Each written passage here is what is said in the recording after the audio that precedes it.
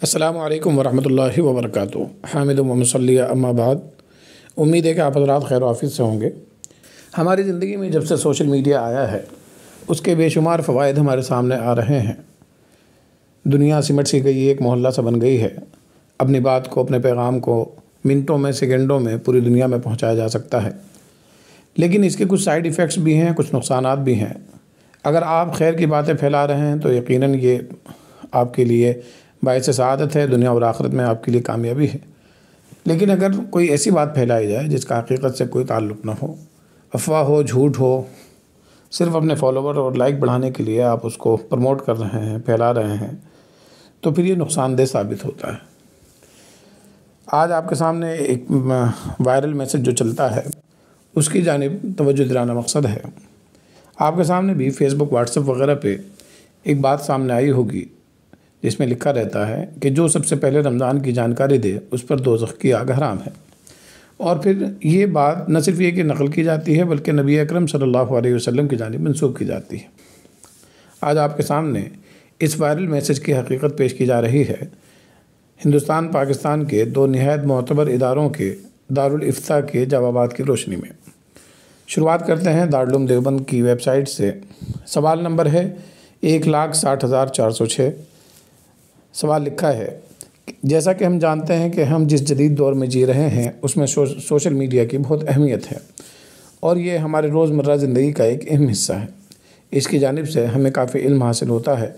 کافی عرصے سے میرے پاس ایک میسج آتا ہے جس میں حدیث کے مطابق ذکر کیا گیا ہے، جس کا تذکرہ مندرجہ ذیل ہے کہ فلاں تاریخ سے رمضان المبارک شروع ہونے والے ہیں اور نبی اکرم نے فرمایا ہے کہ جو سب سے پہلے رمضان کی جانکاری دے اس پر دوزخ کی آگ حرام ہے۔ کیا یہ حدیث صحیح ہے یا نہیں؟ مجھے مضبوط حوالے سے اس کی صحیح جانکاری دیں، میں آپ کے جواب کا منتظر رہوں گا۔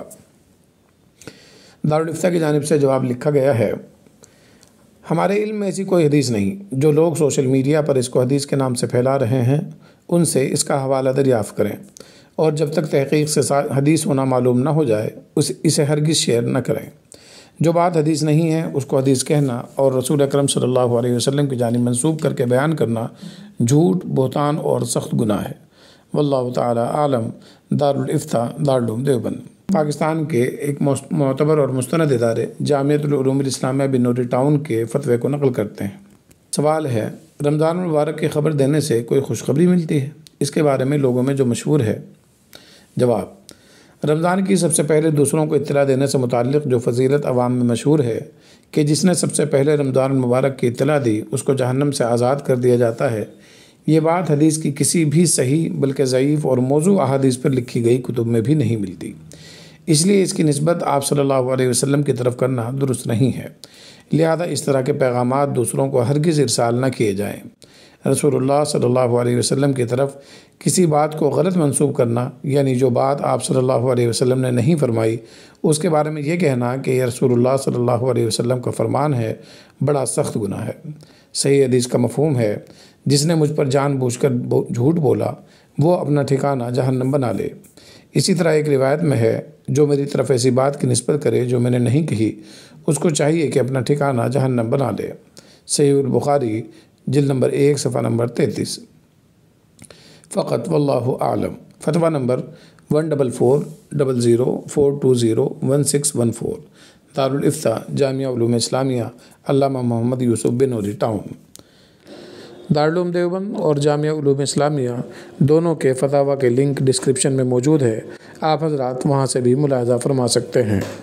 السلام علیکم ورحمۃ اللہ وبرکاتہ۔